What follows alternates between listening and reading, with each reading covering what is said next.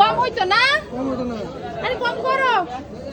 Hello everyone, thanks for clicking in this video. আজি Tezpur Mission Sailit বহিছে local market ময়ো দুই এটা সবজি লৈ যাওঁ বুলি বজাৰলৈ আহিলোঁ প্ৰথমে পইচা খুচুৰা কৰি ললোঁ আলু পিয়াজ নহৰু লৈ পেলাই মই বজাৰত মিয়া বেপাৰীৰ পৰা খুব কমেই বজাৰ কৰোঁ কাৰণ মই বজাৰলৈ আহোঁ অসমীয়া থলুৱা খাদ্য কিনিবৰ কাৰণে থলুৱা বস্তু কিনিবৰ কাৰণে মই যেতিয়া 6-7 বছৰ আছিলোঁ তেতিয়াৰ পৰাই মায়ে মোক বজাৰলৈ লৈ আহে সেইকাৰণে বজাৰ কৰি মই বহুত বেছি ভাল পাওঁ আজি বজাৰত ওলাইছে এয়া দীঘলীয়া শামুক আইতাজনীক মই সুধিছোঁ কেনেকেনো খায়ও আপোনালোকে খাই পাইছে নাই কমেন্ট কৰি জনাব এফালে ওলাইছে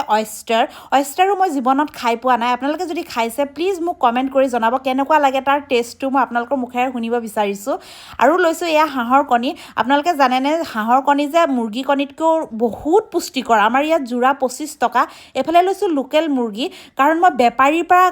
মানে মুৰ্গী নাখাওঁ মই তেওঁলোকক বিশ্বাস নকৰোঁ তেওঁলোকে কয়লাৰ বিকে লোকেল বুলি কৈ পেলাই এফালে লৈছোঁ পাৰ 350 টকা জোৰা কিন্তু আকৌ ঘপককৈ থৈ দিলোঁ কাৰণ ৰ'দ যে ইমান নহয় পাৰ খাই পেলাই মানুহৰ প্ৰেছাৰহে উঠিব মই যেতিয়া সৰু আছিলোঁ আমাৰ ঘৰত বজাৰ পাপায়ে কৰিছিলে কিন্তু পাপাই সদায় নিজৰ পচন্দৰ বস্তু আনে চালগু মূলা তিতা কেৰেলা সেইবোৰ আনে ভাইটিয়ে মই খুব বেয়া পাইছিলোঁ নাখাইছিলোঁ আমি ভাত এদিন খুব কান্দিলোঁ খুব দুখ লগাকৈ কান্দিলোঁ আৰু সেইদিনাই পাপাই বজাৰ কৰাটো ত্যাগ কৰিলে আৰু তাহানিৰ পৰা পাপা আজি ৰিটায়াৰমেণ্ট ল'লেহি